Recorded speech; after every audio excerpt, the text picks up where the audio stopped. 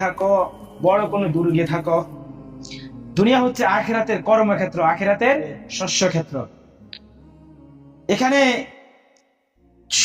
সুচারুরূপে আঞ্জাম দেওয়া, সেজন্য মানুষকে প্রয়োজনীয় উপকরণ শক্তি দিয়াই দুনিয়াতে পাঠানো হয়েছে।